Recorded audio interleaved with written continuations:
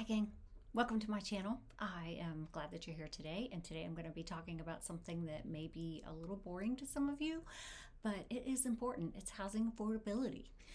We're hearing a lot of talk about this now since COVID ran the prices up all over the nation. So I'm going to dive into some numbers today about that and talk about housing affordability in our area and nationwide. So we all know that over COVID, prices went up, and then bam, the interest rates are up. So anyway, they're stubbornly high, I should say, and they're not budging. It seems like they're coming down. There are some price reductions, but they're only coming down to where they were maybe a year ago. They're not going down to pre-COVID numbers. So it seems like this storm of affordability issues is not going away anytime soon. And here's the kicker. Recent research suggests that this might be our new normal.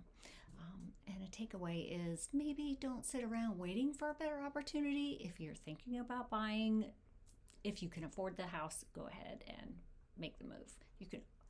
I know people are saying you can refinance later, but nobody can guarantee rates are ever going to come down.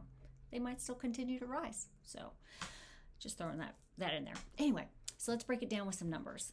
In the last quarter of 2023, nationwide, there was only 37% of homes that were available to medium income families. We're not talking about low income families. We're talking about your median income families. So like in places like, Bay City, Michigan, Elmira, New York, over 80% of the homes there were affordable to median income families. But in California, no, only 5%. Less than 5% were available to median income families. And when it comes to principal and interest rates, Midwesterners have it easier. In the Midwest, payments are usually below 20% of their income, which is a perfect place to be. But in California and some other cities, it's a whole different story.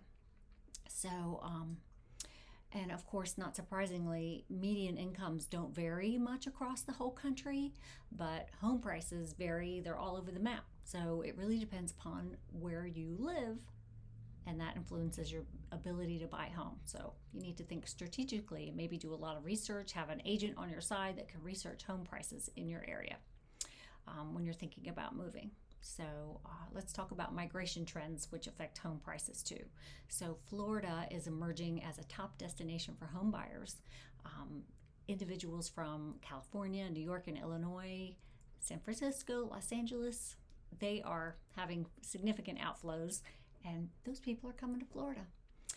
So Florida is a market. It's super active down here.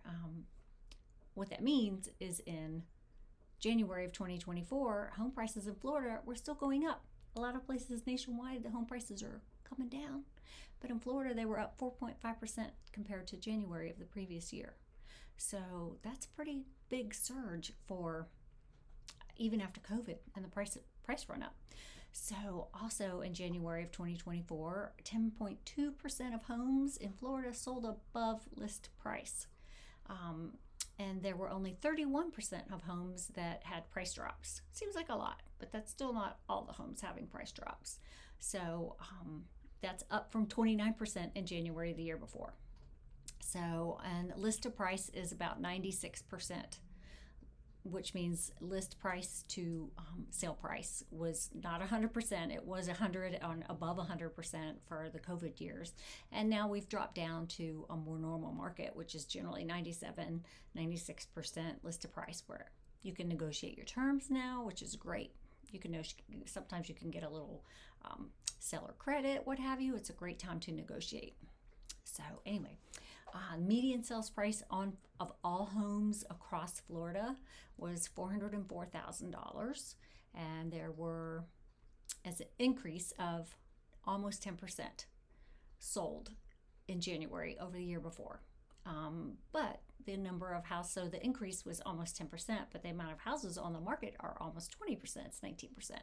So there are a lot more houses out there to choose from now. So anyway, what that all means is the dynamic nature of real estate and the housing market. Rising prices indicate a really robust market, but they also pose big challenges for affordability. So despite the growth in supply, Demand remains really strong down in Florida. So 10% of homes are selling above list price. So the market is still very competitive, especially in a lot of Florida cities like Cape Coral. The Florida housing market is booming. It's dynamic. It offers opportunities but challenges. So if you're buying or selling, simply keeping an eye on the market and staying informed is key. So it doesn't seem like this affordability storm is subsiding anytime soon. So stay informed and we'll weather this storm together. Anyway, the takeaway is the market is soft in some areas and not in others. And I would not sit around waiting for a better opportunity. Just seize the moment. If you're thinking about making a move, just make your move. Because I know a lot of people are wishing, they were like, oh, back in 2017, I thought I was going to go to Florida, but I didn't, and now I regret it. So I'm like, if your dream is to come here and live and work and be on vacation every day, go ahead and make the move if you can afford it. I would never encourage anyone to go above their budget. But anyway, consider buying now, seize the opportunity, and then stay tuned for more insights on the Florida market. And happy house hunting. Have a great day, y'all.